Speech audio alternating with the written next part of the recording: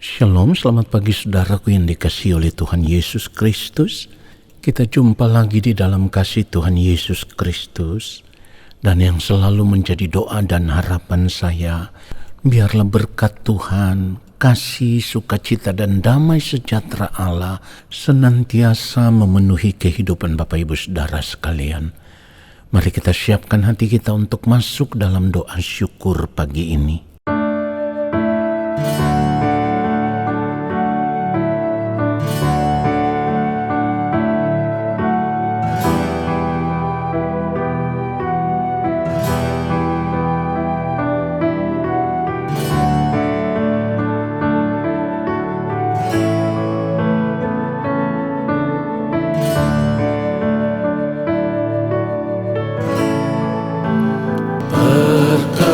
Perkenankan hamba-Mu, ya Bapa,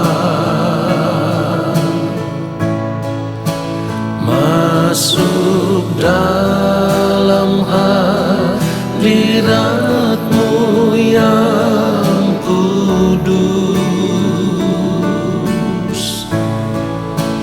Perkenankan hamba-Mu, ya Yesus,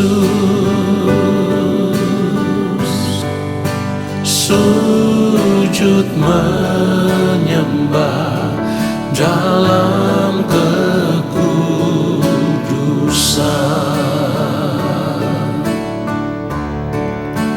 Kau ku sembah, Kau ku sembah,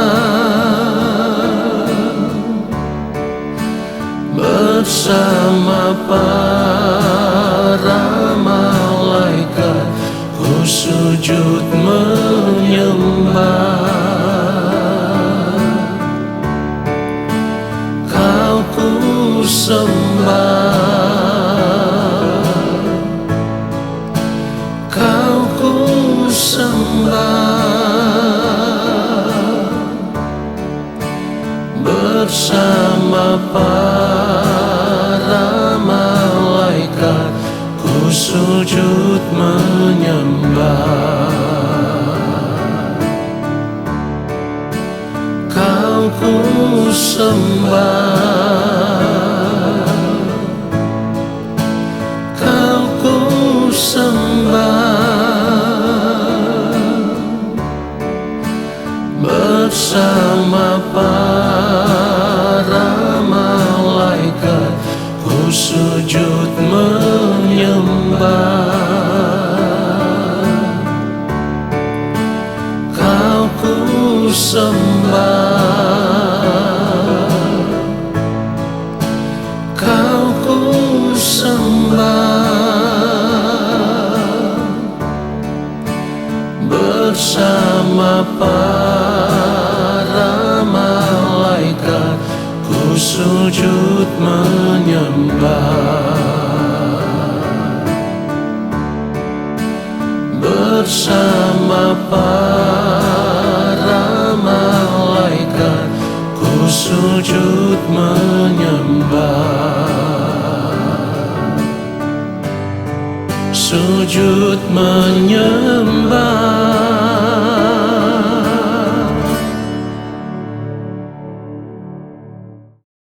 Mari kita berdoa.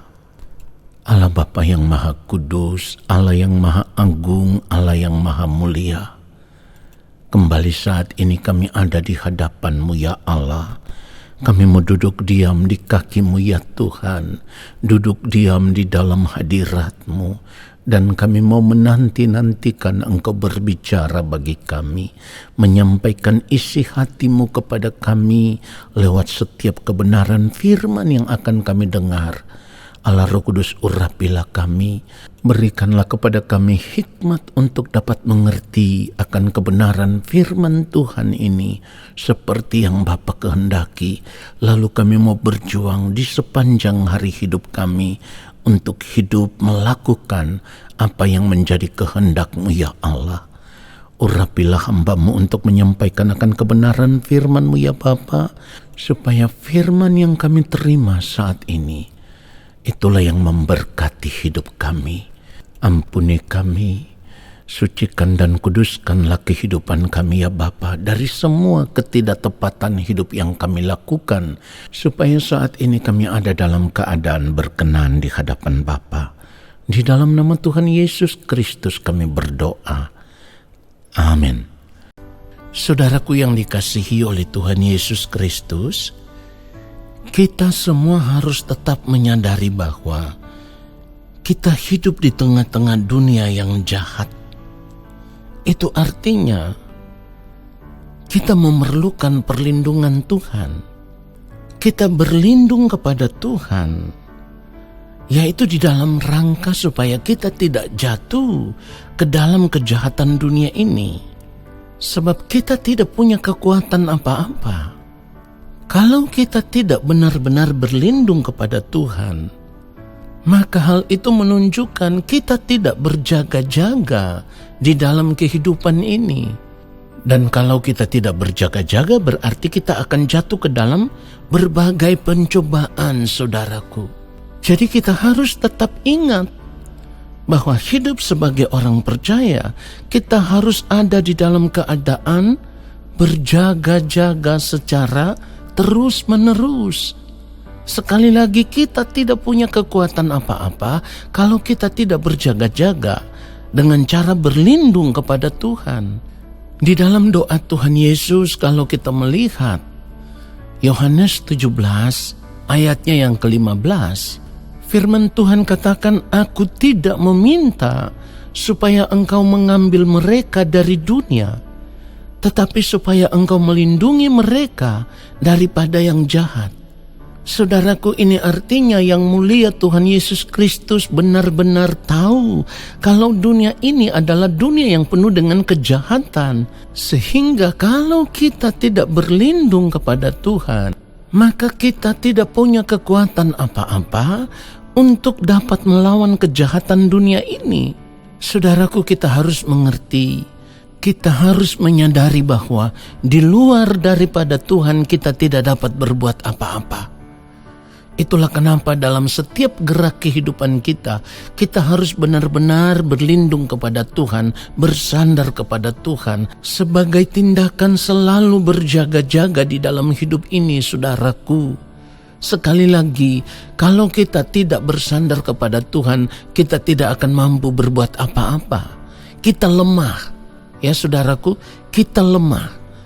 Memang Tuhan Yesus sudah berdoa kepada Bapa di sorga, supaya Bapa melindungi orang-orang yang percaya kepadanya daripada yang jahat. Dan Bapa pasti melindungi, saudaraku. Tetapi dari pihak kita sendiri, kita harus menunjukkan dalam setiap tindakan hidup kita, kita harus berjuang untuk melepaskan diri dari jerat kuasa kegelapan yang akan terus berjuang untuk menjerat setiap orang percaya supaya terjatuh ke dalam berbagai-bagai perbuatan dosa. Karena kalau kita tidak berjaga-jaga, pasti kita akan terjatuh.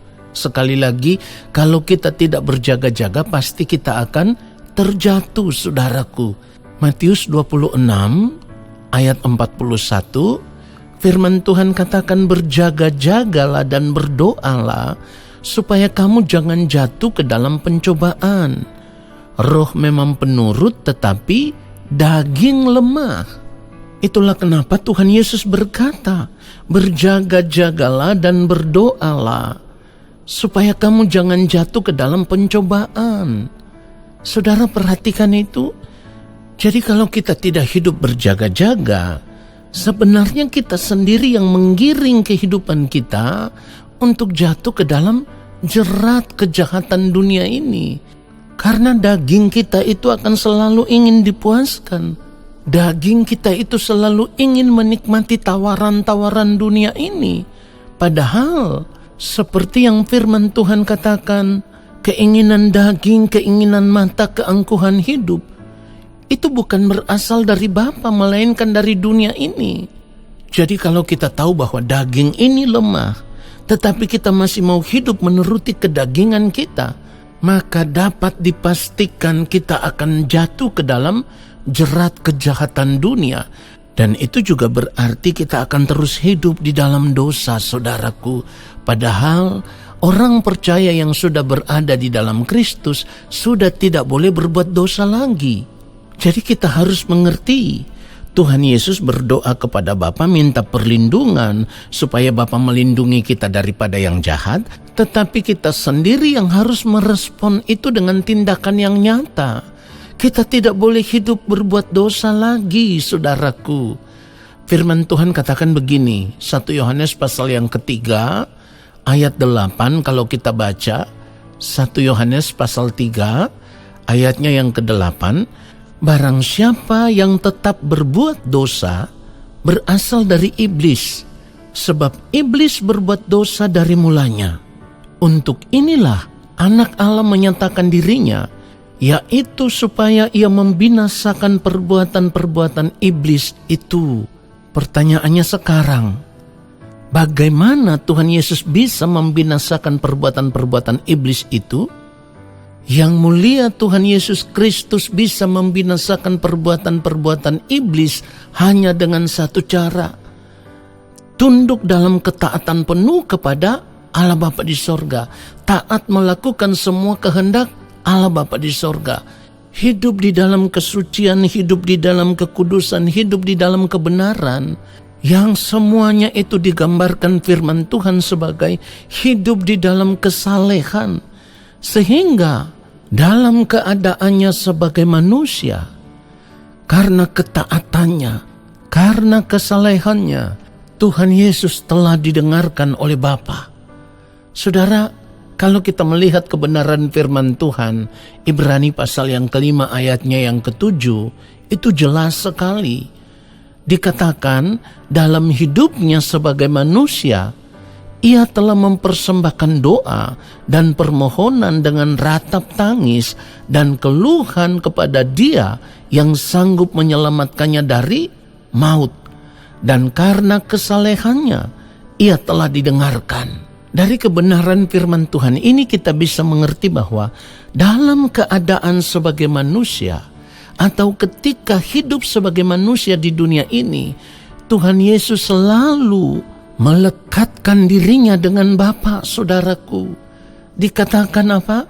Dalam hidupnya sebagai manusia, ia telah mempersembahkan doa dan permohonan dengan ratap tangis dan keluhan kepada Dia. Artinya Tuhan Yesus selalu memiliki persekutuan yang begitu erat dengan Bapa. Tuhan Yesus sadar benar bahwa yang sanggup menyelamatkannya dari maut adalah Allah Bapa di sorga. Oleh sebab itu Tuhan Yesus memilih untuk hidup dalam kesalehan. Artinya memilih untuk hidup di dalam ketaatan penuh kepada Bapa, melakukan segala sesuatu yang menjadi kehendak Allah Bapa di sorga. Saudara yang dikasihi oleh Tuhan Yesus Kristus, ini adalah pelajaran hidup yang terpenting, yang harus kita ikuti, yang harus kita teladani. Supaya apa? Dengan mengikuti jejak hidupnya Tuhan Yesus Kristus, maka semakin hari kehidupan kita juga akan terlihat semakin serupa dengan Kristus, di mana kita akan menjadikan Allah Bapa di sorga sebagai satu-satunya tempat perlindungan kita daripada segala kejahatan dunia ini. Sebab kalau kita tidak melekat benar-benar dengan Bapa di sorga, kalau kita tidak memiliki persekutuan yang erat dengan Allah Bapa di sorga, di dalam Tuhan Yesus Kristus, sebagai satu-satunya tempat perlindungan kehidupan kita, maka kita akan terjatuh ke dalam kejahatan dunia ini. Artinya kita akan tetap hidup di dalam dosa. Jadi kita harus tetap ingat, roh memang penurut tetapi daging lemah. Jadi kalau kita tetap hidup mengikuti keinginan-keinginan diri kita, keinginan-keinginan daging kita, maka dengan mudahnya kita akan ditelan oleh iblis atau oleh kuasa kegelapan yang membawa kita kepada kebinasaan. Itulah sebabnya firman Tuhan menasihatkan kita supaya kita harus sadar dan berjaga-jaga. Kalau kita melihat 1 Petrus pasal yang ke-5, 1 Petrus pasal yang ke-5 kita membaca ayatnya yang ke-8. Sadarlah dan berjaga-jagalah, lawanmu si iblis berjalan keliling sama seperti singa yang mengaum-aum dan mencari orang yang dapat ditelannya. Ini artinya saudaraku, kalau kita tidak hidup berjaga-jaga, maka kita akan binasa. Karena orang yang tidak berjaga-jaga akan menjadi santapan kuasa kegelapan yang akan membawanya kepada kebinasaan yang kekal. Saudaraku, kiranya kebenaran firman Tuhan ini menyadarkan kita semua bahwa kalau kita tidak berjaga-jaga, maka kita sedang menyia-nyiakan keselamatan yang kita terima di dalam Kristus. Karena orang yang tidak berjaga-jaga akan jatuh ke dalam dosa. Dan seperti yang firman Tuhan katakan, upah dosa adalah maut. Jadi kalau kita tidak berjaga-jaga, maka itu artinya kita sedang menggiring kehidupan kita menuju kebinasaan kekal. Oleh sebab itu kita harus sadar sebelum terlambat. Tuhan Yesus memberkati kita semua. Amin. Saudaraku, mari kita arahkan hati kita tertuju kepada Bapa di sorga. Kita mengangkat tangan di hadapan Bapa. Dan kiranya Bapa menurunkan tangannya dan memberkati kita semua. Segala berkat kasih karunia daripada Allah Bapa di sorga, rahmat cinta kasih yang berlimpah-limpah dari Gembala Agung Tuhan Yesus Kristus di dalam persekutuan yang manis dengan Roh Allah yang kudus, kiranya turun atas kehidupan kita semua, menyertai langkah hidup kita semua, dan memberkati kehidupan kita semua, sekarang dan sampai selama-lamanya. Amin. Saudaraku, terima kasih sudah mengikuti doa syukur pagi ini. Sampai jumpa dalam doa syukur pagi besok hari. Shalom.